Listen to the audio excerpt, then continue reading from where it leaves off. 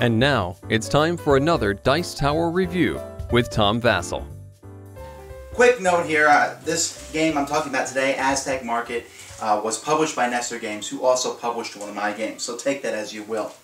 Aztec Market is a game in which supposedly it's about the Aztec Market, but in reality, as with most of Nestor Games, it's very abstract.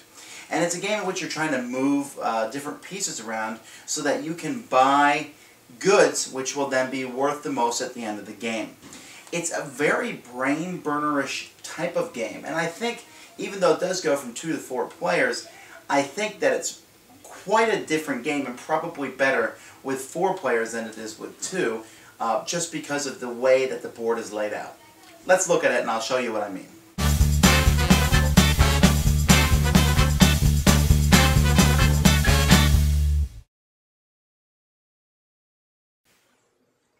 Okay, here we have the setup for a 4-player game.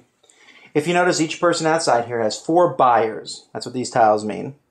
And one of the buyers starts with a coin. Now you can pick any buyer you want. In the middle you have 4 merchants who sell goods. The green, blue, red, and the black.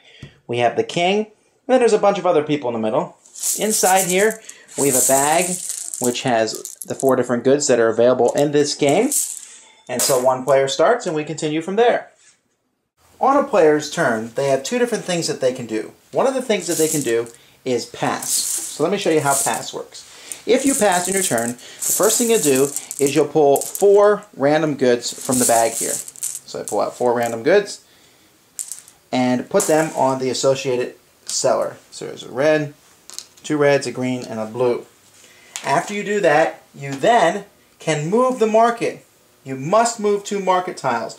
Notice there's a hole here in the middle, so I can take any tile and move it to that hole, and then take any other tile and move it to that hole.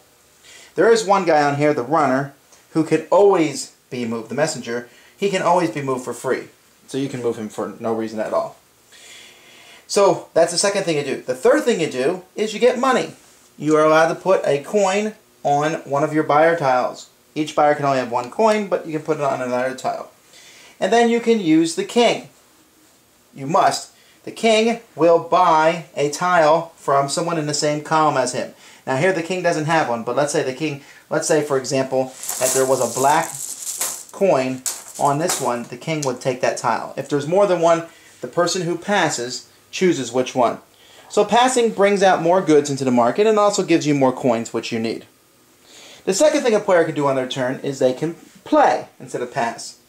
The first thing they can do is they can spend a coin from one of their tiles to move market tiles. They can move 1 for each coin that they spend. And again, you can move the messenger. Secondly, you can buy commodities. So if this guy is here, he can buy the blue commodity for 1 coin. If there had been 5 there, he could have bought all 5 of them. Now there are some things that will mess this up. There's different tiles here that will change things.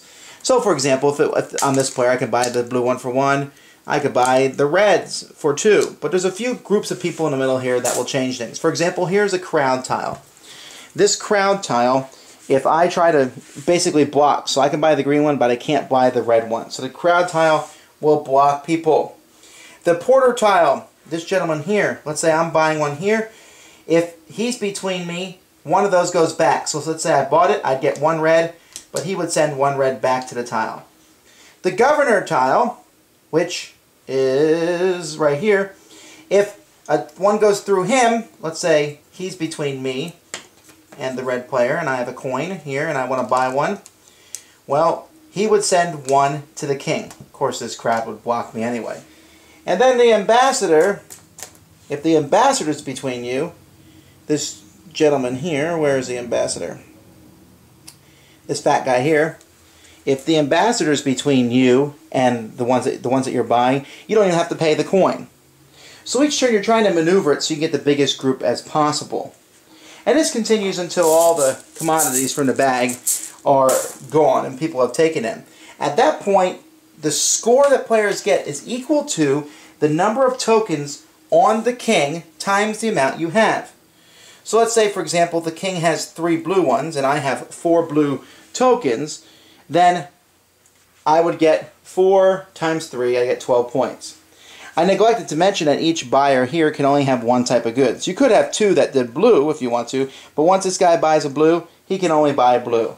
And so that's basically the gist of the game as you move the tiles around, trying to get the right commodities to come to you.